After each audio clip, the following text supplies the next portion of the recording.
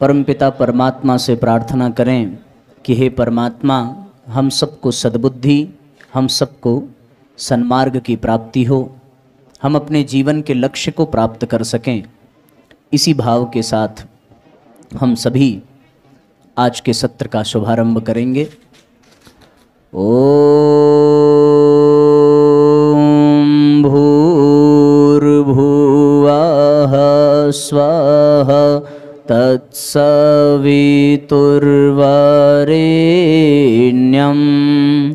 भर्गो देवस्य धीमहि धियो यो नः प्रचोदयात्। ओम सद्गुरु चरण कमलेभ्यो नमः। परम पूज्य गुरुदेव परम वंदनीय माता जी के सूक्ष्म उपस्थिति में आपके विद्यालय के इस पवित्र प्रांगण में, इस विद्यालय के परमादरणीय प्रधानाचार्य महोदय, यहाँ के सभी अध्यापक एवं अध्यापिकागण, गायत्री परिवार के सभी हमारे सम्माननीय कार्यकर्तागण एवं यहाँ हमारे समक्ष उपस्थित प्यारे भाइयों, प्यारी बहनों, आज के सत्र में आप सबका बहुत बहुत स्वागत, बहुत बहुत अभिनंदन है। ये प्रसन्नता का विषय है कि जिस विद्यालय में आप पढ़ रहे हैं उसका नाम ही अपने आप में सुन करके मन श्रद्धा से भर जाता है। ज्ञानोदय, यही नाम है ना, ज्ञानोदय। ये वास्तव में हर विद्यालय का उद्देश्य यही होता है कि यहाँ आने वाला हर विद्यार्थी और उसके जीवन में समग्र ज्ञान का उदय हो। इसी उद्देश्य के साथ वो विद्यालय में आता है। यहाँ के सभी अध्यापकों का लक्ष्य भी यही होता है कि वास्तव में वास्तविक ज्ञान जो है वो हमारे जीवन में उतरे।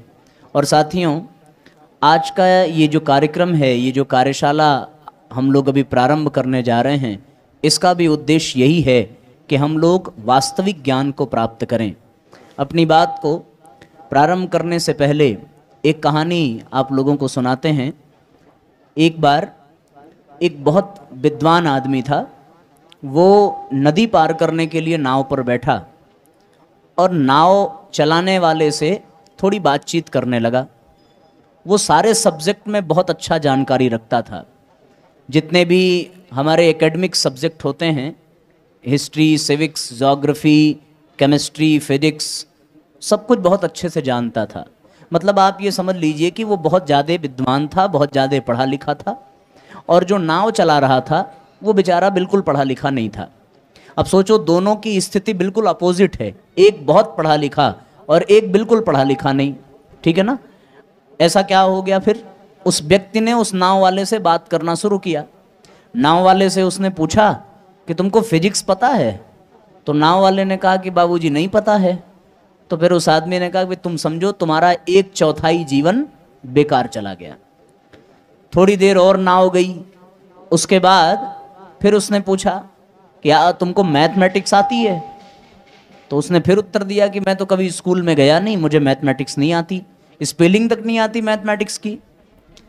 तो उसने कहा कि अब तो तुम ये मान करके चलो कि तुम्हारा 1/3 जीवन बेकार हो गया। थोड़ी दूर और नाव गई। फिर उसने पूछा, अच्छा ये सब छोड़ो, तुमको इंग्लिश आती है? नाव वाले ने फिर कहा कि नहीं आती। उसने कहा, अब तुम ये मान करके चलो कि तुम्हारा आधा जीवन बेकार हो गया। अचानक से क्या संजोग बना कि बड़ी जोर से आया तूफान, और तूफान आया तो नाव बिल्कुल डगमगाने लगी। थोड़ी देर में स्थिति ये हो गई कि यदि जान बचाना हो तो नाव से कूदना पड़ेगा। अब की बार नाव वाले ने बाबूजी से पूछा कि आपको तैरना आता है? तो उन्होंने कहा नहीं। बोले अब तो आपकी पूरी जिंदगी बेकार चली जाएगी। इतना कह करके वो नाव से कूदा, तैर करके पार हो गया। और जो सारी फिजिक्स, केमिस्ट्री और इंग्लिश सब जानते थे वो बेचारे नाव में ही रह गए।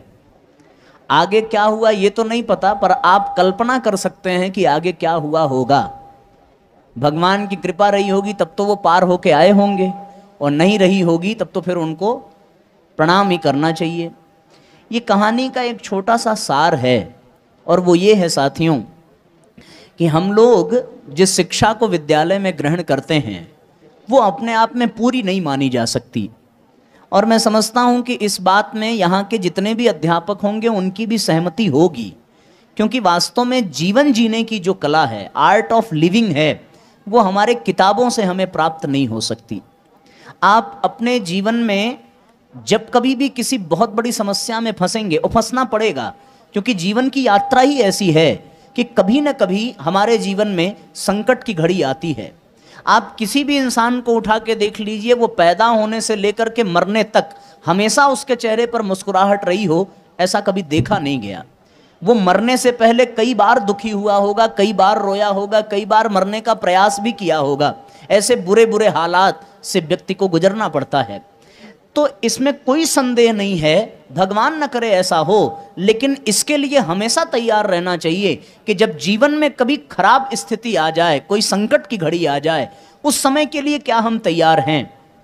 आप अपने आप से प्रश्न पूछिए कि आपके आस पड़ोस में या आपके परिवार में जो कोई ऐसे होते हैं जो बिल्कुल परेशानी की हालत में हो, चाहे वो आर्थिक समस्या हो, चाहे सामाजिक समस्या हो, चाहे पारिवारिक समस्या हो, चाहे व्यक्तिगत कोई समस्या हो, उन समस्याओं के समाधान में आपके स्कूल में पढ़ाई जाने वाली कोई भी किताब उस समस्या को मिटा नहीं सकती, उस समस्या का समाधान नहीं कर सकती। साइंस में प्रिंसिपल सिखाया जाता है, इंग्लिश में ग्रामर सिखाया जाता है, मैथमेटिक्स में फॉर्मूला सिखाया जाता है, पर जिंदगी की समस्याओं का समाधान न फॉर्मूला में है, न प्रिंसिपल में है, और ना ही किसी ग्रामर में आपको मिलेगा। और ये आता सबके पास है। ऐसी स्थिति में साथियों, जब हमारे पास जीवन जीने का फंडामेंटल फॉर्मूला नहीं होगा तो हमारी सारी पढ़ाई लिखाई, सारा ज्ञान धरा का धरा रह जाता है, बेकार हो जाता है। इसलिए आज आपके बीच में आने का केवल उद्देश्य यह है कि हम अपने परम पूज्य गुरुदेव का सूत्र लेकर के आपके बीच में आए हैं। वो सूत्र जो आपको जीवन जीने की कला सिखा सकें, वो सूत्र जो आपकी अपनी व्यक्तिगत समस्याओं का समाधान कर सकें। आप गहराई से अपने जीवन में झांक करके देखेंगे तो बहुतों को तो बहुत सारी समस्याएं होंगी। यहाँ जितने भी लोग बैठे हैं, कोई ये कह नहीं सकता कि हमारे पास कोई प्रॉब्लम नहीं है। सबके पास, किसी की छोटी होगी, किसी की बड़ी होगी, पर हर आदमी कुछ न कुछ समस्या में अवश्य घिरा रहता है। आपको रामायण की एक घटना बताता हूं कि जब राम भगवान का, भरत लक्ष्मण शत्रुघ्न का, इन चारों लोगों की शिक्षा दीक्षा पूरी हो गई और जब वो अपने गुरुकुल से वापस अपने राजमहल में जाने लगे तो उन्होंने जाने से पहले अपने गुरु को प्रणाम करते हुए कहा कि मैं जाने से पहले आपसे वो वस्त्र मांगना चाहता हूं जिसे पहनकर हमने गुरुकुल में काम किया। वो वस्त्र कौन सा था? वो गेरुआ वस्त्रधारी, वलकल वस्त्रधारी जो वनवासी लोग पहनते हैं, वो वस्त्र उन लोगों ने गुरुकुल में पाया था। राजमहल में जाते तो उनको राजसीय वेशभूषा मिलती, अच्छे अच्छे आभूषण पहनने को मिलते, अच्छे अच्छे कपड़े मिलते, पर जाने से पहले भगवान राम ने अपने गुरु को प्रणाम करते हुए कहा कि गुरुदेव हमें ये वस्त्र भी चाहिए, हम इसको लेकर के जाना चाहते हैं। वशिष्ठ ऋषि उनके गुरु थे, उन्होंने देने से पहले यह आशीर्वाद दिया कि भगवान न करे कि तुम्हें इस वस्त्र को पहनने की कभी आवश्यकता पड़े। लेकिन इतिहास क्या कहता है, आप सबको अच्छे से पता है कि जो राजा के बेटे थे, जो साक्षात भगवान के अवतार थे, जिनके गुरु साक्षात वशिष्ठ थे, जो अद्भुत शक्तिशाली थे, जिनके गुरु विश्वामित्र जैसे लोग थे, उनके जीवन में भी ऐसी स्थिति आई जब सारी शक्तियां धरी की धरी रह गईं और उनको भी राजमहल छोड़ करके जंगल की ओर जाना पड़ा। और अंततोगत्वा वही वस्त्र उनके काम आया जो वो अपने गुरु से मांग करके गए थे। ऐसी स्थिति में हम सबको साथियों जीवन के उस लक्ष्य के लिए हमेशा तैयार रहना चाहिए कि जब कभी भी ऐसी परिस्थितियां आएं तो उस समय हम क्या कर सकते हैं। आपने देखा होगा कि इंसान की एक फितरत है, वो नजदीक का लाभ तो अनुभव कर लेता है लेकिन दूर की हानि पर उसका ध्यान कभी नहीं जाता। आजकल हमारे कॉलेजेस में, हमारे स्कूलों में एक आपस में रिलेशनशिप बन जाता है लड़कियों का और लड़कों का, जो कोई गलत बात भी नहीं है। एक हद तक आपस में प्रेम संबंध होना चाहिए, लेकिन वो गलत दिशा में नहीं जाना चाहिए। हर तरीके का, हर विषय के संबंध में अपना अपना एक दृष्टिकोण होता है। ऐसी बात नहीं है कि आपस में प्यार कर लेना, रिलेशन बना लेना कोई गलत बात है, लेकिन अगर वो मर्यादित तरीके से हो, अगर वो हमारे परिवार की जानकारी में हो, तो इसमें कोई दो राय नहीं है। लेकिन आजकल वो लोग जो छोटे छोटे आकर्षणों में अपने समय को, अपने ध्यान को, अपने मन को, अपनी शक्ति को लगा देते हैं, भविष्य में होने वाले नुकसान पर उनका ध्यान नहीं जाता। शुरुआत में आपस में बातचीत करना बहुत अच्छा लगता है, लेकिन वो इस कल्पना को नहीं कर पाते कि जब कभी शादी होगी और शादी होने के पश्चात हर पल हर क्षण एक दूसरे के साथ रहना होगा, तो हमेशा मुस्कुराने हंसने का अवसर नहीं मिलेगा। आज जिसको हम खूब अच्छा मेकअप में सजा सवरा देख रहे हैं, उसको हमें उस स्थिति में भी देखना पड़ेगा कि जो बिना ब्रश किए चेहरा सामने आ जाए। ऐसी स्थिति में आप ये विश्वास करिए कि क्या वही अट्रैक्शन होगा। आप ये भी सोच सकते हैं साथियों कि आज हम लोग एक दूसरे को देख करके खूब हंस रहे हैं, खूब गले मिल रहे हैं, खूब प्रसन्न हो रहे हैं, लेकिन जब शादी हो जाएगी और दवाइयों की जरूरत पड़ेगी, सामान की जरूरत पड़ेगी, घर में कोई चीज का अभाव होगा, उसको पूरा करने के लिए जो तकरार होगी, जो बहसबाजी होगी, उसके लिए हम लोग तैयार नहीं हो पाते, क्योंकि वहां तक हमारी दृष्टि नहीं जाती। हम केवल उसी को देख पाते हैं जो बिल्कुल हमारे ठीक सामने हमको अच्छा लगने वाला है। ये केवल रिलेशन की बात मैं नहीं करता, आप खान पान के क्षेत्र में, चलने फिरने के क्षेत्र में भी देख सकते हैं। हर व्यक्ति जानता है कि फास्ट फूड हमारे लिए, स्वास्थ्य के लिए बहुत हानिकारक है। वो हमारे इंटरनल पार्ट्स को बेकार कर देता है, हमारे लीवर को कमजोर कर देता है। पर एकदम से सामने आ जाए पनीर चाउमीन, तो कौन कंट्रोल कर पाएगा। बाद में जो उसके नुकसान को अनुभव कर सके वो एक बार संभल सकता है, लेकिन तुरंत तो मन यही कहेगा कि भैया जो होगा देखा जाएगा, उसको थोड़ा सा खा लेना चाहिए। यही बात उन लोगों के जीवन में भी देखने को मिलती है जो लोग ये कहते हैं कि साहब हम तुम्हारे बाप की सिगरेट नहीं पी रहे हैं, हम तुम्हारे पैसे से शराब नहीं पी रहे हैं, हम तो अपने पैसे की कर रहे हैं। उनको तुरंत तो बहुत मजा आता है, वो तुरंत सिगरेट पी लेंगे, तुरंत शराब पी लेंगे, लेकिन वो इस बात को भूल जाते हैं कि इसका सेवन करने के पश्चात भविष्य में क्या होगा। आप हमारे यूपी में जाइए और लखनऊ में आप देखेंगे एक बहुत बड़ा मेडिकल कॉलेज है, और उस मेडिकल कॉलेज में बहुत बड़े हॉल में सारे के सारे वे पेशेंट हैं जो केवल और केवल नशा करते हैं, जिन्होंने अपने जीवन को शराब में लगा दिया, सिगरेट में लगा दिया, गुटखा में लगा दिया। और वो माँ बाप जिन्होंने ये उम्मीद बना करके रखी थी कि ये बड़ा बनेगा, महान बनेगा और इसके आश्रय हमारा जीवन बीत जाएगा, जिन्होंने अपने गहने बेच करके उनकी पढ़ाई लिखाई कराई, वे लोग आज बिस्तर पर पड़े हुए हैं और उनकी जिंदगी की अंतिम सांसें गिन रहे हैं। अब उनके इलाज के लिए माता पिता को अपने जीवन के बहुत महंगे महंगे चीजों को बेचना पड़ जाता है ताकि इनके जीवन की रक्षा की जाए। उस समय उनको अच्छा नहीं लगता जब उस समय कोई उनको मना करता है, पर वो दूर के हानि को देख नहीं पाते, वो नजदीक के लाभ में ही रस पाते हैं। और इस बात का ये प्रमाण है क्योंकि हम सब के जीवन में वो वास्तविक ज्ञान नहीं है जो हमें ये सिखा सके कि भैया तुरंत के लाभ के पीछे भागना बेवकूफी है, हमें उस ओर भी ध्यान देना चाहिए कि हमारा भविष्य कैसा होगा। आज हम अपने जीवन को मौज मस्ती में बिता दें, सिनेमा में बिता दें, सोशल मीडिया पर बिता दें, तो जो समय आज बीत रहा है ये आने वाला फिर दोबारा आपको मिलने वाला नहीं है। जिसने आज मौज मस्ती में बिताया वो जीवन भर परेशानी में रहेगा, ये हम सब लोग अच्छे से जानते हैं, और जिसने आज मेहनत कर ली वो जीवन भर आनंद में रहेगा, इसमें कोई दो राय नहीं है। लेकिन ये एहसास हमको उस समय होता है जब हमारा समय समाप्त हो चुका होता है। आज हमें जब कोई बताता है तो वो चीज अच्छी नहीं लगती, पर जब हम समय गंवा चुके होते हैं तब केवल और केवल पछताने के लिए हमारे पास और कुछ नहीं रह जाता। ऐसी स्थिति में साथियों हम सबका एक कर्तव्य बनता है कि कुछ देर अपनी यात्रा को रोकिए, कुछ देर अपनी दौड़ को थाम लीजिए और थोड़ी देर अपनी तरफ निगाह घुमाइए, थोड़ी देर अपने ऊपर विचार करिए कि हम जहां हैं क्या इस स्थान पर होना चाहिए, हमारे भीतर जो बुराइयां हैं क्या वो होनी चाहिए, हमारे भीतर जो अच्छाइयां नहीं हैं क्या वो नहीं आनी चाहिए, क्या हम जिस ओर जा रहे हैं उस ओर लिटरली हमें अच्छा लगेगा कि नहीं लगेगा, क्या हमारा फ्यूचर ब्राइट है कि नहीं है। यदि आप गहराई से सोच करके देखें तो आपको निस्संदेह ये प्रतीत होगा कि वास्तव में कहीं ना कहीं हमसे कोई गलती हो रही है, जिसके नाते हम अपने परिवार के साथ, अपने भविष्य के साथ कुछ खिलवाड़ कर रहे हैं। मैं ये नहीं कहता कि आप लोगों के बीच में बैठा हुआ हर व्यक्ति बुरा होगा, लेकिन संभावना है, और उसका एक ही कारण है साथियों कि आज का वातावरण ही ऐसा है जो हमें गलत रास्ते की ओर ले जाता है। आप विश्वास नहीं करेंगे, ऊपर जाने के लिए बहुत परिश्रम करना पड़ता है, पर नीचे गिरने के लिए बिल्कुल परिश्रम नहीं करना पड़ता। आप अगर ऊपर की सीढ़ियों पर चढ़ना चाहें तो सीढ़ियां चढ़ते चढ़ते पसीना हो जाएगा, लेकिन ऊपर से आप अगर टपकना चाहें तो 1 सेकंड भी नहीं लगेगा, आप आराम से नीचे आ जाएंगे। पानी को छोड़ दीजिए, वो बड़ी तेजी से नीचे जाएगा, लेकिन उसी पानी को यदि ऊपर की ओर ले जाना चाहें तो आपको बिजली की व्यवस्था करनी पड़ेगी, पाइप की व्यवस्था करनी पड़ेगी, पंप की व्यवस्था करनी पड़ेगी, तब जाकर के वो पानी ऊपर जाएगा।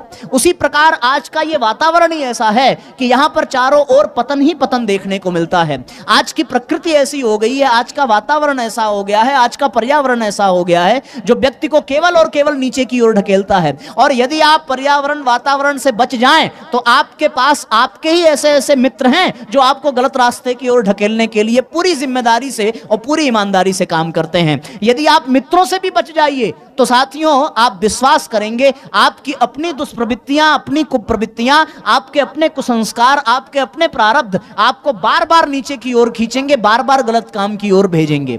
ये इतिहास कह रहा है। आज की युवा पीढ़ी का परिदृश्य ये कहने पर विवश कर रहा है कि हर व्यक्ति नीचे की ओर गिरता चला जा रहा है, क्योंकि ऊपर में उठने में उसको मेहनत करनी पड़ेगी। लेकिन यदि सबकी तरीके से हम लोग भी ऐसा करते चले गए तो वास्तव में हमारा जीवन भी बेकार हो जाएगा। ये कार्यशाला रखी इसीलिए गई है कि वास्तव में हम अपने जीवन को सफल बना सकें, हम अपने जीवन को सही दिशा दे सकें। और वो सही दिशा, वो सफलता हमें कब प्राप्त होगी? वो सही दिशा, वो सफलता हमें तब प्राप्त होगी साथियों जब हमारे जीवन में वास्तविक ज्ञान होगा। और वास्तविक ज्ञान को केवल 3 आधार पर नापा जा सकता है। ज्ञानी उसी को कहा जा सकता है जिसके पास 3 प्रश्न का उत्तर हो। और मैं आपसे पूछूंगा, क्या आप इन 3 प्रश्नों का उत्तर दे सकते हैं? क्या आपने आज तक जो सीखा, जो पढ़ा, जो जाना, उन सब में इन 3 प्रश्न का उत्तर है? यदि आप गहराई से चिंतन करके देखिए तो मैं समझता हूं कि हर व्यक्ति के चेहरे पर ना का ही संकेत होगा। मेरा पहला प्रश्न यह है कि आप कौन हैं? मेरा दूसरा प्रश्न यह है कि यह संसार क्या है? और मेरा तीसरा प्रश्न यह है कि जिसने इस संसार को बनाया वो कौन है? यदि इन 3 प्रश्नों में से एक प्रश्न का भी उत्तर आपके पास हो तो मैं समझ सकता हूं साथियों कि आप ज्ञानी हैं और आप अपने जीवन की हर समस्या का समाधान कर सकते हैं। अगर आपसे कोई पूछे कि आप कौन हैं तो आपके जवाब क्या होंगे? मैं लड़का हूं, मैं लड़की हूं, मैं टीचर हूं, मैं स्टूडेंट हूं, मैं विद्यार्थी हूं, मैं माँ बाप हूं, मैं दोस्त हूं।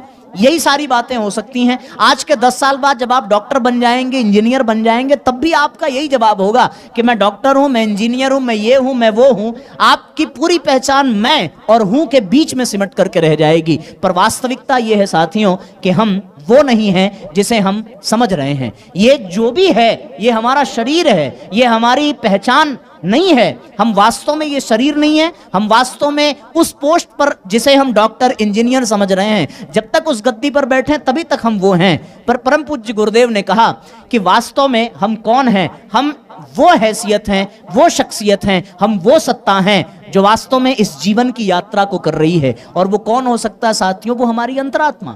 यदि वो अंतरात्मा निकल जाए तो निश्चित रूप से आप मान करके चलें कि हमारा कोई अस्तित्व नहीं है। ये शरीर बिल्कुल जैसा था वैसा ही रहेगा और इस आत्मा के निकल जाने के पश्चात आपका ये शरीर जला करके या मिट्टी में दफना करके खत्म कर दिया जाएगा और आपको इसके अतिरिक्त कोई पहचानने वाला नहीं है। इसलिए पहला प्रश्न तो ये कि मैं कौन हूं, और इस प्रश्न का उत्तर अगर इस रूप में मिले तो हम असफल हो जाते हैं। हमारी जितनी भी कोशिशें होती हैं वो केवल हमारे शरीर को सजाने के लिए, हमारे वातावरण को सजाने के लिए है, पर हम वो प्रयास नहीं करते जिससे हमारे भीतर का विकास हो सके, जिससे हमारे भीतर की क्वालिटीज बढ़े, जिससे हमारे भीतर का गुण बढ़े, हमारे भीतर सद्गुण आए। इन सारी चीजों की ओर आपका मैं ध्यान आकर्षित करना चाहता हूं। एक दूसरा प्रश्न यह भी है कि यह संसार क्या है? हम लोग इस दुनिया को बहुत अच्छा समझते हैं, इसमें कोई दो राय नहीं है, और हमारी अपनी सबकी भी एक दुनिया है। हम लोगों ने भी अपनी एक दुनिया को सोशल मीडिया में बसा रखा है। जितने हकीकत में 5 दोस्त होंगे, पर आपके फेसबुक पर, आपके व्हाट्सएप पर 500 से भी अधिक मिल जाएंगे। और इस हकीकत से हम लोगों को परिचित होना चाहिए साथियों कि वो 500 के 500 एक भी हमारे काम आने वाले नहीं हैं। आप गारंटी में लिख करके ले जाओ। आपको मैं सच्चाई बता रहा हूं कि आज का जो समाज है, आज का जो वातावरण है, उससे केवल और केवल नुकसान के सिवा फायदा मिलने वाला नहीं है। एक ये भी सच्चाई है, आप उन दिनों को याद करिए। हो सकता है आपने वो दिन नहीं देखा होगा, पर सुना अवश्य होगा कि पहले आपस में बातचीत करने के लिए पत्र लिखे जाते थे, चिट्ठियां लिखी जाती थीं, और उन चिट्ठियों को लिख करके भेजा जाता था। उन चिट्ठियों का जवाब कितने दिन में आता था? कभी 1 हफ्ते लगते थे, कभी 10 दिन लगता था। और बहुत धैर्यपूर्वक, बहुत पेशेंस के साथ आदमी उन चिट्ठियों का इंतजार करता था। जब तक वो चिट्ठियां नहीं आती थी तब तक अपने मन में बहुत सारी बातों की कल्पना करता था, उसके मस्तिष्क का विकास होता था, उसके भीतर पेशेंस बढ़ता था। लेकिन आज की स्थिति क्या है? आज आपने व्हाट्सएप उठाया, व्हाट्सएप से मैसेज भेजा, मैसेज डबल टिक हुआ, ब्लू में कन्वर्ट हुआ, और अगर सामने वाले ने उसका जवाब तुरंत नहीं दिया तो हमारे ऊपर क्या बीतता है? ऐसा मन करता है कि मोबाइल में घुस करके उसका गला घोंट दें। आदमी के भीतर 30 सेकंड का भी पेशेंस नहीं रह गया आज के डेट में। ये 30 सेकंड का पेशेंस नहीं है, उसका कारण क्या है? आज का समाज, आज की ये सोशल मीडिया।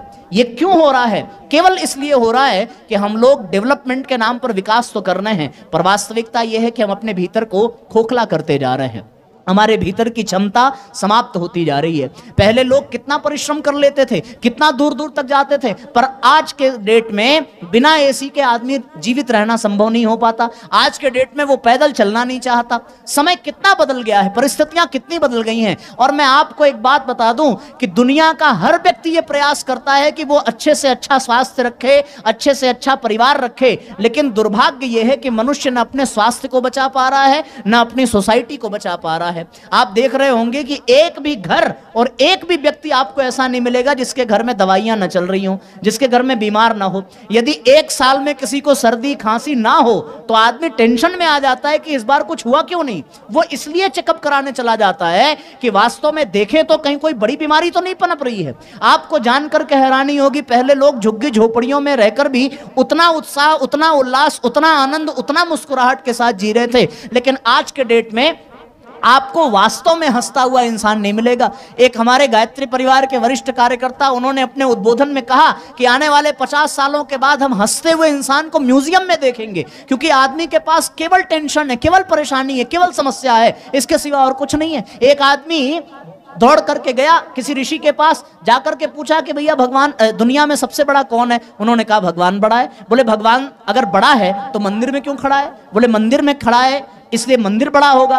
तो ऋषि ने कहा कि हाँ भाई मंदिर ही बड़ा है। बोले मंदिर अगर बड़ा है तो मंदिर धरती पे क्यों पड़ा है? बोले साहब धरती बड़ी है। बोले अगर धरती बड़ी है तो शेषनाग के फन पे क्यों पड़ी है? बोले शेषनाग बड़े हैं। बोले शेषनाग अगर बड़े हैं तो शंकर भगवान के गले में क्यों पड़े? बोले शंकर भगवान बड़े हैं। बोले शंकर भगवान बड़े हैं तो कैलाश पे क्यों बैठे हैं? बोले कैलाश पर्वत बड़ा है। और अंत में वो ऋषि भी परेशान हो गए कि आदमी सुनना क्या चाहता है, कहना क्या चाहता है। अंत में ऋषि ने कहा कि भैया तू टेंशन मत ले, तू कहना क्या चाह रहा है ये बता। उसने कहा कि मैं ये कहना चाह रहा हूं कि सबसे बड़ा मैं हूं। बोले अगर तू सबसे बड़ा है तो मंदिर के आगे क्यों खड़ा है? आदमी के पास अपने द्वारा किए गए प्रश्नों का कोई जवाब नहीं है। वो दिमाग तो खूब लगाता है साथियों, लेकिन उसको सफलता नहीं मिलती है, वो उलझ करके रह जाता है।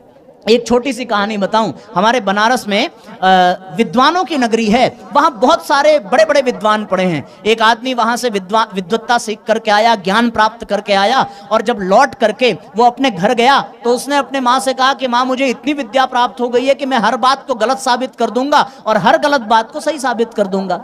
माँ ने कहा कि अच्छा बेटे ये चमत्कार करके दिखा, तो क्या काशी से सीख करके आया है? माँ ने लिए 2 लड्डू। कितने लिए?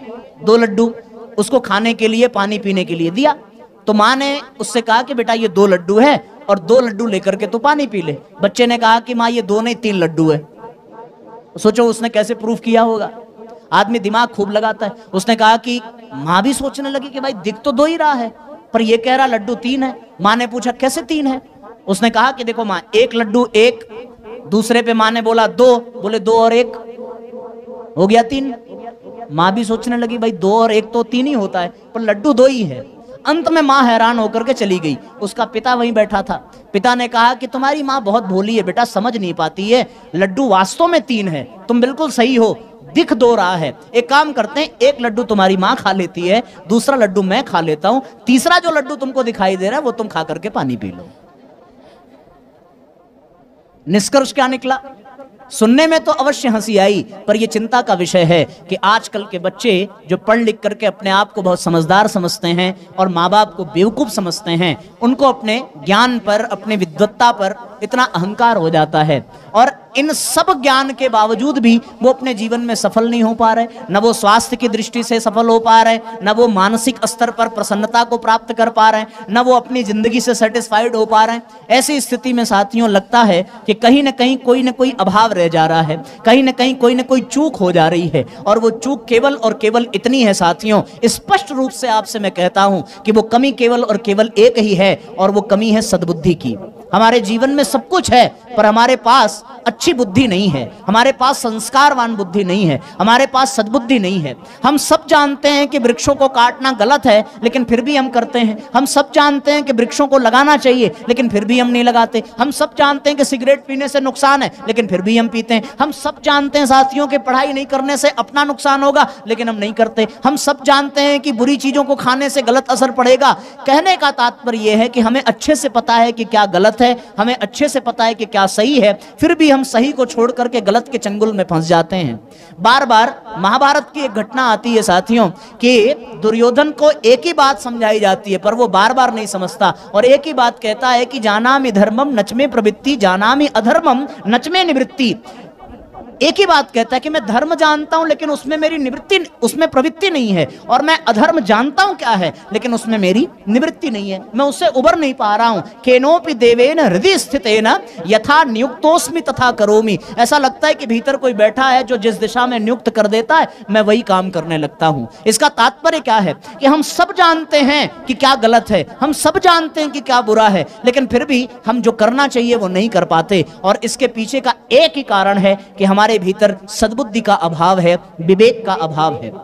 और साथियों, जीवन में सद्बुद्धि की प्राप्ति के लिए हमें कुछ न कुछ करना पड़ेगा, और सद्बुद्धि की प्राप्ति के लिए आज के समय में जो सर्वोत्कृष्ट आधार है वो है साथियों गायत्री मंत्र। परम पूज्य गुरुदेव ने कहा कि गायत्री मंत्र ही वो सॉल्यूशन है जिसके पास हर समस्या का समाधान है। गायत्री मंत्र के अतिरिक्त और कोई ऐसी चीज नहीं है जिसमें कोई समस्या का समाधान ना हो। आप दुनिया की कोई भी ताकत लगा दीजिए, लेकिन आपको वास्तव में हर चीज के समाधान के लिए सद्बुद्धि चाहिए। सद्बुद्धि यदि नहीं होगी तो आपके लिए छोटी छोटी समस्याएं भी बहुत पहाड़ जैसी बन जाएंगी। एक राजनेता थे जो अपने गाड़ी में बैठ करके जा रहे थे, एक पागल खाने के सामने पहुंच करके उनकी गाड़ी का सारा नट बोल्ट एक पहिए का गिर गया। एक पहिए में कितने नट बोल्ट होते हैं? कितने होते हैं भाई? देखा है आपने? 4 होते हैं ना। चारों उनके एक पहिए के गिर गए। अब वो नीचे उतरे बड़े परेशान, एकदम से परेशान कि अब क्या करें, कैसे जाएं। इतने में हंसता हुआ एक पागल आया, बोले महाराज आपको इतनी सी समस्या का समाधान नहीं मिलता। उस पागल ने क्या किया? उस पागल ने बाकी के 3 पहिए के एक एक नट खोले और उसमें लगा दिया। अब सारे पहिए में 3-3 नट हो गए और उसको बोला कि अब आप बैठ करके जाइए, आगे जाकर के एक एक लगवा लीजिएगा। इतनी छोटी सी बात थी, पर उनकी बुद्धि में इसलिए नहीं आई क्योंकि सद्बुद्धि का अभाव रहा होगा। उसी तरीके से जिंदगी में हमारे छोटी छोटी समस्याएं आ जाती हैं, पर हम लोग उनका समाधान इसलिए नहीं कर पाते क्योंकि साथियों हमारे जीवन में सद्बुद्धि का अभाव है। यदि सद्बुद्धि होती तो हम गलत चीजों से बाहर निकल जाते और सही चीजों की ओर होते। आप अपने आप से प्रश्न पूछें तो आपको भी ये लगेगा कि ऐसी बहुत सारी चीजें हैं जो हमारी जिंदगी में नहीं होनी चाहिए थी, फिर भी वो हैं हमारी दुर्बुद्धि के कारण। कहीं ना कहीं हम कुछ ना कुछ गलती कर रहे हैं और यही हमारी असफलता का सबसे बड़ा कारण बनेगा। आप एक मूल मंत्र लेकर के जाइए कि जीवन में सद्बुद्धि का होना बहुत आवश्यक है, और सद्बुद्धि की प्राप्ति के लिए गायत्री मंत्र से बेहतर और कोई मंत्र नहीं हो सकता। मैं मंत्र की बात इसलिए करता हूं साथियों क्योंकि मंत्र का तात्पर्य क्या है? मंत्र का तात्पर्य है कि किसी बहुत बड़ी समस्या का समाधान एक छोटी लाइन में मिल जाए, वो मंत्र हो जाता है। गायत्री मंत्र का यदि आप भावार्थ देखें तो गायत्री मंत्र के भावार्थ के रूप में एकदम स्पष्ट रूप से आता है कि हे परमात्मा हमें सद्बुद्धि दें और हमें सन्मार्ग की ओर प्रेरित करें। एक बड़ी विशेषता इस मंत्र की है साथियों कि मंत्र में संबोधन करते हुए उस शक्ति को परमात्मा कहा गया है। उस शक्ति को कृष्ण नहीं कहा गया, राम नहीं कहा गया, दुर्गा नहीं कहा गया, हनुमान नहीं कहा गया, ईश्वर नहीं कहा गया, अल्लाह नहीं कहा गया, ईसा मसीह नहीं कहा गया। किसी एक परपेंडिकुलर, एक स्पेशली किसी एक फिगर का वर्णन उसमें नहीं है। उसमें एक ही बात कही गई है कि वो शक्ति जिसने इस संसार को बनाया है, जो इस दुनिया को चला रही है, उस शक्ति से प्रार्थना है। और प्रार्थना केवल इतनी कि हमें सद्बुद्धि दें और हमें सन्मार्ग की ओर प्रेरित करें। दुनिया का इकलौता ऐसा मंत्र है जो सद्बुद्धि का मंत्र हो। बाकी आप मंत्र उठा करके देखें, किसी में काम की प्रार्थना किसी की गई, किसी में नौकरी की प्रार्थना की गई, किसी में परिवार की प्रार्थना की गई, किसी में सुख की प्रार्थना प्रार्थना की गई, किसी में समृद्धि की प्रार्थना की गई, किसी में बाल बच्चों की प्रार्थना की गई, किसी में स्वर्ग की कामना की गई, किसी में मुक्ति की कामना की गई। लेकिन गायत्री मंत्र केवल एक ऐसा मंत्र है जिसमें केवल और केवल सद्बुद्धि की प्रार्थना की गई। और एक बात आप जान लें, रावण के पास सब कुछ था, स्वर्ग जैसा वातावरण, देवता उसके यहाँ नौकरी करते थे, सोने की लंका थी, बहुत बड़े साम्राज्य का अधिपति था, बहुत बड़ा शक्तिशाली था, उसके यहाँ अनेकों लोग काम करने वाले, ऐसी दुनिया की कोई चीज नहीं जो रावण के पास नहीं थी। लेकिन रावण फिर भी पराजित हुआ केवल इसलिए क्योंकि उसके पास सद्बुद्धि नहीं थी।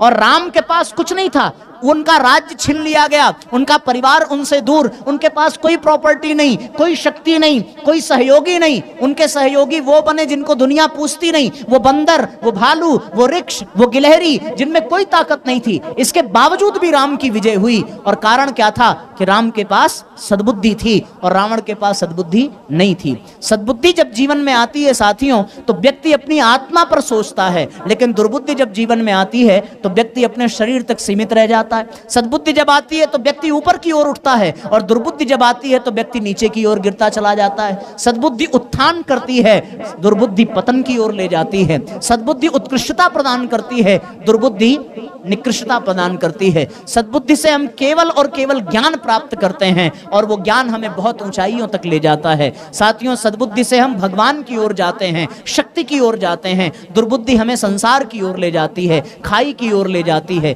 इसलिए जीवन में सद्बुद्धि हो तो हम राम की तरह हर समस्या का समाधान कर लेते हैं, और जीवन में दुर्बुद्धि हो तो हम रावण जैसे शक्तिशाली होते हुए भी अपने जीवन को बर्बाद कर देते हैं। और सद्बुद्धि को प्राप्त करने का सर्वश्रेष्ठ मंत्र कौन सा है? केवल और केवल गायत्री मंत्र है। मैं मंत्र का उपयोग इसलिए कर रहा हूं क्योंकि आपको कोई पूजा पाठ करने के लिए मैं नहीं बताना चाहता, मैं आपको अपने जीवन में एक प्रयोग करने की शिक्षा देना चाहता हूं। साथियों, हम सब लोगों ने देखा है कि हम अपने माँ बाप से जब कुछ मांगते हैं तो एक ही चीज को बार बार बोलें तो वो माँ बाप भी हमें ऊब करके वो चीज दे देते हैं। जब आप भी बार बार परमात्मा से कहेंगे कि हे परमात्मा हमें सद्बुद्धि दें, हमें सन्मार्ग की ओर प्रेरित करें, तो अपने आप वो चीजें हमें मिलती चली जाएंगी। गोस्वामी तुलसीदास जी ने रामचरितमानस में कहा है कि जहां सुमति तहां संपत्ति नाना, जहां कुमति तहां विपत्ति निदाना। जहां सद्बुद्धि है वहां सब कुछ प्राप्त हो जाता है, और जहां दुर्बुद्धि है वहां कुछ भी प्राप्त नहीं हो पाता। इसलिए साथियों, जीवन में यदि सफल होना है तो जीवन में सद्बुद्धि की कामना करनी पड़ेगी, और सद्बुद्धि की कामना करने के लिए आपको गायत्री मंत्र का सहारा लेना पड़ेगा। अब मैं आपके ऊपर छोड़ता हूं, जो लोग चाहते हैं कि हमारे जीवन में सद्बुद्धि आवे वो लोग जरा सा हाथ ऊपर करें। हम सब चाहते हैं कि हमारे जीवन में सद्बुद्धि आए, हम सब चाहते हैं कि हम अपने जीवन को अच्छाई की ओर ले जाएं। तो आपको आज से अपने जीवन में एक प्रयोग करना पड़ेगा, और वो एक प्रयोग क्या होगा? वो एक प्रयोग साथियों ये होगा कि आपको अपने जीवन में गायत्री मंत्र को स्थान देना पड़ेगा। उसके लिए आपको छोटे छोटे काम करने पड़ेंगे। वो पहला काम क्या होगा कि जब आप रात में सोने के लिए अपने बिस्तर पर जाएंगे तो आपको उसी समय कम से कम 5 बार गायत्री महामंत्र का उच्चारण करते हुए अपने बिस्तर पर अपने भगवान से, अपने ईश्वर से प्रार्थना करनी होगी कि हे परमात्मा हमें सद्बुद्धि दें, हमें सन्मार्ग की ओर प्रेरित करें। बस इतनी सी प्रार्थना, केवल प्रार्थना ही तो करनी है। जब आप कोई चीज सच्चे मन से, सच्चे हृदय से, सच्चे भाव से प्रार्थना करते हैं तो वो अवश्य भगवान तक पहुंचती है। इसको आप पूरे यकीन के साथ मान लेना। मैं आपको सत्य घटना बता रहा हूं साथियों। एक छोटा सा बच्चा भगवान के मंदिर में गया, और वहां जाकर के उस बच्चे ने ए से लेकर के जेड तक की पूरी ABCD भगवान को सुना दी। मंदिर का पुजारी बच्चे के पास आया, पूछा तुमने भगवान को ABCD क्यों सुनाई? उसने कहा कि सारी प्रार्थनाएं ए से लेकर के जेड के बीच में ही बनती हैं। भगवान मुझे अच्छे से जानता है और भगवान मुझे बहुत प्यार करता है। मेरे लिए जो उचित होगा भगवान ABCD लेकर के अपने आप वो प्रार्थना बना लेगा और मुझे वो आशीर्वाद मिल जाएगा। इतना विश्वास जब भगवान पर हो, इतनी श्रद्धा जब हो, तो वास्तव में साथियों लाभ मिलता है, इसमें कोई दो राय नहीं है। तो आपको जब आप अपने बिस्तर पर सोने जाएं तो आपको ये काम करना पड़ेगा। आप गूगल उठा करके देख लेना साथियों, उसमें भी कहा गया है कि व्यक्ति सोते समय जिन कामनाओं को, जिन इच्छाओं को लेकर के सोता है, ब्रह्मांड की सारी शक्तियां उसी इच्छा, उसी कामना को पूरा करने में अपना सहयोग प्रदान करती हैं। आप जब बिस्तर पर सोने जा रहे हैं और उस समय जब आप सद्बुद्धि की कामना करेंगे, गायत्री मंत्र का उच्चारण करेंगे, तो नो डाउट आपके बुद्धि में बहुत बड़ा विकास होगा, आपके विवेक का जागरण होगा, आपके भीतर सकारात्मकता जागेगी और आपका जीवन सही दिशा की ओर बढ़ेगा। इसमें कोई दो राय नहीं है। ऐसी स्थिति में आपको ये पहला काम करना है कि जब आप सोने जाएं तो आपको क्या करना पड़ेगा? 5 बार। कितनी बार पता है? 5 बार। क्यों 5 बार? इसलिए क्योंकि हमारी कर्मेंद्रियां 5 होती हैं, हमारी ज्ञानेंद्रियां 5 होती हैं। 5 एलिमेंट से हमारा ये शरीर भी बना है, छठवां कोई एलिमेंट लगा नहीं। एक एक एलिमेंट के लिए एक एक गायत्री मंत्र। आपको पता है ना 5 कर्मेंद्रियां कौन सी होती हैं? हाथ, पांव, ये सारी बातें आपको पता है, वो हमारा सब्जेक्ट नहीं है। बस आप टोटल ये समझिए कि आपको 5 बार गायत्री मंत्र सवेरे शाम को जब आप सोने जा रहे हैं तो आपको पढ़ना है। उसके बाद सो करके कितने लोग सुबह उठते हैं? भाई हाथ उठाओ जरा। सारे लोग उठते हो ना, अच्छी बात है, हाथ नीचे करो। तो जितने भी लोग सवेरे सो करके उठते हैं, सो करके उठने के बाद आपको क्या करना पड़ेगा? आपको फिर से 5 बार गायत्री मंत्र का उच्चारण करना पड़ेगा। आप प्रार्थना करते होंगे ना सवेरे सो करके? कितने लोग करते हैं ऐसा?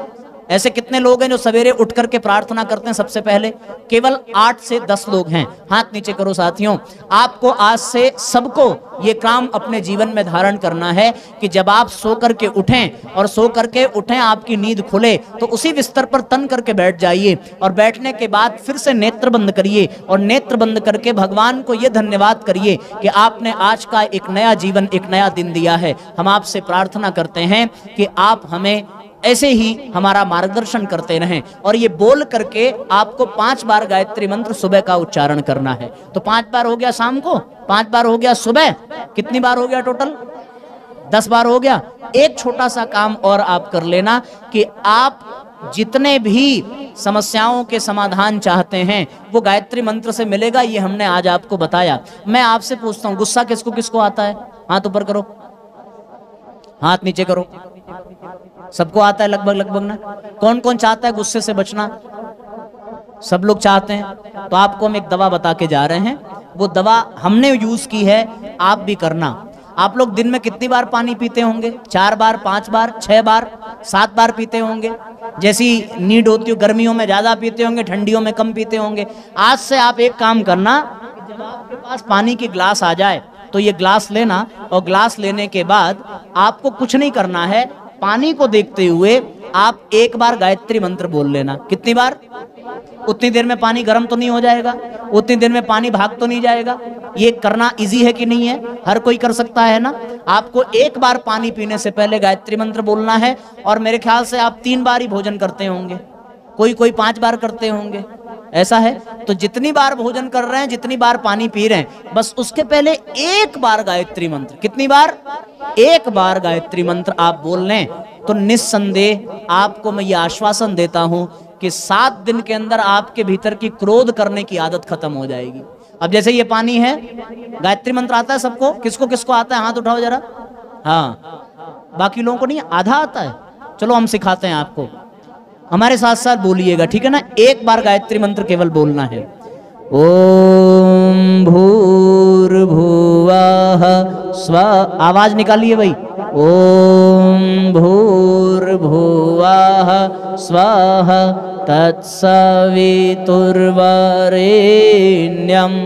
भर्गो देवस्य धीमहि धियो यो नः प्रचोदयात्। कहने का तात्पर्य बस इतना है कि आपको ये 3-4 काम करने। पहला, 5 बार गायत्री मंत्र बोलना सोते समय, 5 बार गायत्री मंत्र बोलना सुबह उठते समय। उसके बाद जितनी बार भी आप भोजन करें और जितनी बार भी आप पानी पिएं, उस समय भी आपको 1-1 बार गायत्री मंत्र बोलना है। और कुछ चीजें हम आपके ऊपर छोड़ करके जा रहे हैं। हमारे गायत्री परिवार की तरफ से एक पुस्तिका है, गायत्री मंत्र लेखन। ये इसका मूल्य तो 10 रुपए है, पर हमारे गायत्री परिवार के कार्यकर्ता आधा पैसा अपने पास से दे रहे हैं ताकि आपके ऊपर बर्डन न पड़े। आप इसको 5 रुपए में ले सकते हैं हमारे परिजनों के द्वारा। और इसमें आपको साथियों कुछ नहीं करना है, केवल और केवल गायत्री मंत्र लिखना है। और कब लिखना है? ये उस समय लिखना है जब आप शाम को, रात में, सुबह जब पढ़ने बैठते हैं। आप जब पढ़ने बैठते हैं तो पढ़ने से ठीक पहले 5 से 11 बार गायत्री मंत्र लिख करके आप पढ़ना प्रारंभ करिए। मैं आपको विश्वास दिलाता हूं, गायत्री मंत्र लिखने से आपकी कंसंट्रेशन पावर बहुत बढ़ती है। ये एम्स के वैज्ञानिकों ने शोध करके बनाया है। आप कभी भी, अभी जी न्यूज पर भी गायत्री मंत्र के बारे में बताया गया, आपने वीडियो देखा होगा, या आप गूगल पे सर्च कर सकते हैं गायत्री मंत्र के होने वाले एक्सपेरिमेंट को। कंसंट्रेशन पावर गायत्री मंत्र के लिखने से बहुत अधिक बढ़ती है। जिस सब्जेक्ट में आपका इंटरेस्ट नहीं होगा, जो याद नहीं हो रहा है, उसमें मन लगने लगेगा और आप उसको लिख करके ये लाभ प्राप्त कर सकते हैं। एक बात। दूसरी बात ये है, हमारे पास एक ये चार्ट है साथियों दिनचर्या का। सवेरे से सो करके उठने से लेकर के रात के सोने तक की बातें इसमें लिखी हैं। जैसे प्रातः सूर्योदय के पहले उठना, धरती माता और माँ बाप के चरणों को छूना, सवेरे सवेरे प्रेम पूर्ण व्यवहार करना, विद्यालयों में गुरुजनों को प्रणाम करना, किसी की मदद की या नहीं, बड़ों की आज्ञा मानी कि नहीं, घर के कार्य में मदद की या नहीं, सुव्यवस्था का ध्यान रखा कि नहीं रखा, भोजन से पहले गायत्री मंत्र पढ़ा कि नहीं, थाली में भोजन छोड़ा क्या, निंदा और चुगली की, 30 मिनट से ज्यादा मोबाइल चलाई, दिन भर मैदान में खेलते रहे। ये सारी बातें इसमें लिखी हुई हैं। आप जो कर पाएं उसको यस में टिक करें, जो नहीं कर पाएं उसको क्रॉस करें और अगले दिन उसको अपने जीवन में उतारने का प्रयास करें। मैं आपको विश्वास दिलाता हूं, यदि आपने इस रूटीन को फॉलो किया, यदि आपने सुबह शाम गायत्री मंत्र का उच्चारण किया और यदि आपने प्रतिदिन भोजन और जल लेने से पहले गायत्री मंत्र पढ़ना प्रारंभ कर दिया, तो ये मेरा दावा है कि आप अपने जीवन में सफल होंगे। दुनिया की कोई ताकत आपको नहीं रोक सकती। आपका भविष्य उज्जवल हो, आप देश का नाम रोशन करें, अपने विद्यालय का नाम रोशन करें, अपने अध्यापकों का नाम रोशन करें। इन्हीं भावनाओं के साथ मैं अपनी बात को विराम देता हूं। आप सबको बहुत बहुत धन्यवाद इतनी गंभीरता और एकाग्रता से हमारी बात को सुनने के लिए। आपके विद्यालय प्रबंधन को बहुत बहुत धन्यवाद कि उन्होंने इस कार्यक्रम के लिए अनुमति दी, अवसर प्रदान किया। आप सबको धन्यवाद, आप सबको प्रणाम। ओम शांति।